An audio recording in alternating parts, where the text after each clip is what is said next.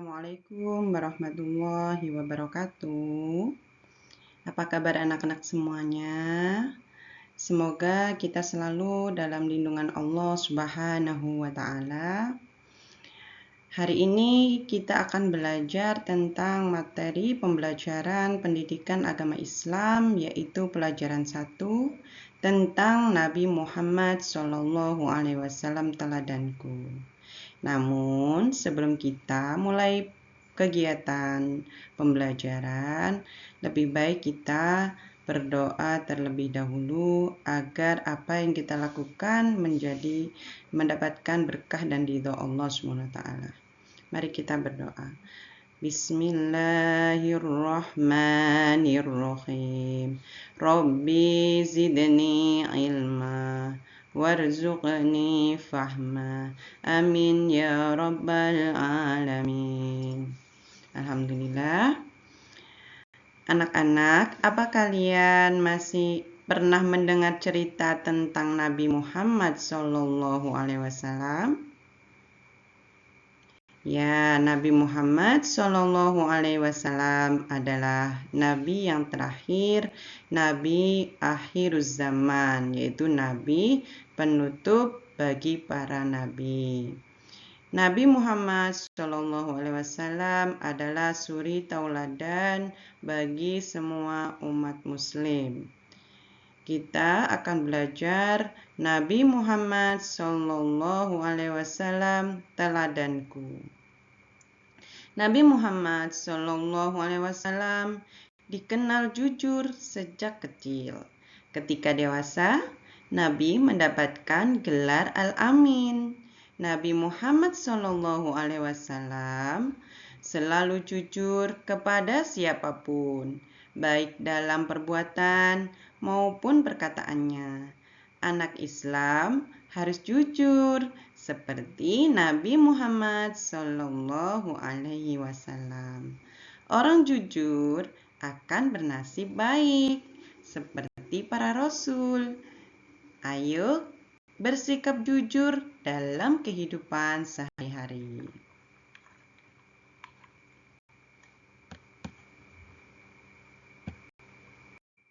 Nah, yang akan kita pelajari hari ini yaitu yang pertama, sikap jujur Nabi Muhammad SAW. Yang kedua, keuntungan bersikap jujur. Nah, apa sih keuntungan bersikap jujur? Apa kalian sudah tahu? Mari kita belajar bersama. Nah, soli-solihah. Kita belajar pertama sikap jujur Nabi Muhammad SAW. Nabi Muhammad SAW terkenal dengan kejujurannya.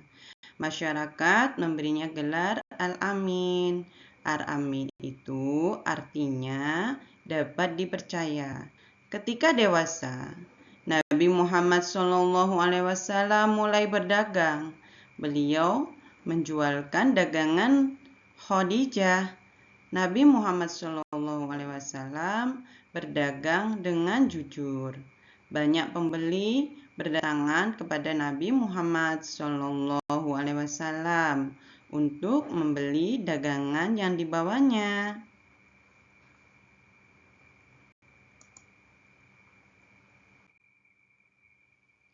Pada usia 40 tahun, Muhammad SAW diangkat menjadi Rasul. Nabi Muhammad SAW menerima wahyu pertama di Gua Hiro pada malam tanggal 17 Ramadan. Malam tersebut dikenal dengan malam Nuzulul Quran. Malam Nuzulul Quran adalah malam di mana turunnya wahyu Al-Quran. Setelah menjadi Rasul, Nabi Muhammad SAW berdakwah, mengajak masyarakat Mekah untuk menyembah Allah dan meninggalkan sifat-sifat yang tercela. Masyarakat Mekah ada yang mengikuti ajaran beliau, namun ada juga yang membangkang dan juga menentangnya. Meskipun ditentang, Nabi Muhammad SAW tidak pernah putus asa. Beliau terus-menerus berdakwah hingga akhir hayatnya. Kejujuran Nabi Muhammad SAW membuat masyarakat percaya dan mengikuti ajaran Islam yang dibawanya.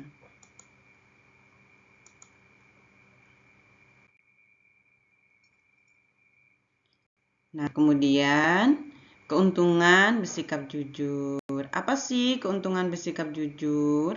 Anak-anak solih-solihah sekalian, banyak sekali keuntungan yang didapat oleh orang yang selalu bersikap jujur.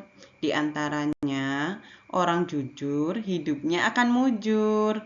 Mujur berarti selalu beruntung. Orang jujur tidak mau berbohong. Kebohongan mengakibatkan dosa. Perihalalah sikap jujur di dalam hati, di dalam diri kalian semua. Bisakah sikap jujur itu dalam kehidupan? Biasakan sikap jujur itu di dalam kehidupan sehari-hari. Sehari-hari kita, sehari-hari kalian semuanya. Baik di rumah, di sekolah, maupun di lingkungan sekitar. Kenapa? Karena anak jujur akan disayang oleh siapapun. Sikap jujur juga bermanfaat dalam kehidupan kita. Kita akan mendapat kepercayaan atau dipercaya oleh siapa saja karena sikap tersebut. Jujur termasuk meneladani sikap Nabi Muhammad SAW.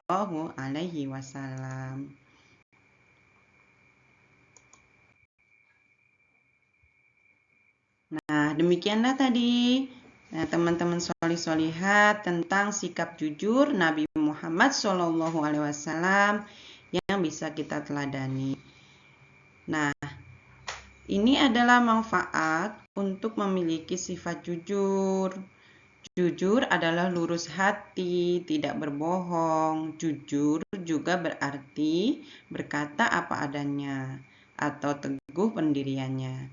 Jujur merupakan perbuatan yang terpuji, artinya perbuatan yang sangat baik. Sifat jujur harus diterapkan dalam kehidupan sehari-hari. Mengapa kita harus bersikap jujur? Sifat jujur karena sifat jujur sangat banyak manfaatnya. Antara lain, 1. Dipercaya orang lain. 2. Mendapat pahala dari Allah. 3. Memberi berkemanfaatan bagi sesama. Yang keempat, dilindungi Allah dari segala kejahatan. Dan yang kelima, mendapatkan balasan surga dari Allah. Siapa yang gak mau surga? Semua orang pasti menginginkan kehidupan di surga kelak setelah kematian. Kita lanjut ya. Nah, selanjutnya adalah contoh perilaku jujur. Apa saja sih perilaku jujur? Nah, perilaku jujur itu antara lain yang pertama, mengembalikan sisa belanja yang diberikan oleh ibu. Kemudian, yang kedua, tidak mencontek saat ulangan. Yang ketiga, berkata sesuai dengan kebenaran, tidak mengada-ada. Yang keempat, meminta maaf jika melakukan kesalahan. Yang kelima, tidak berbohong.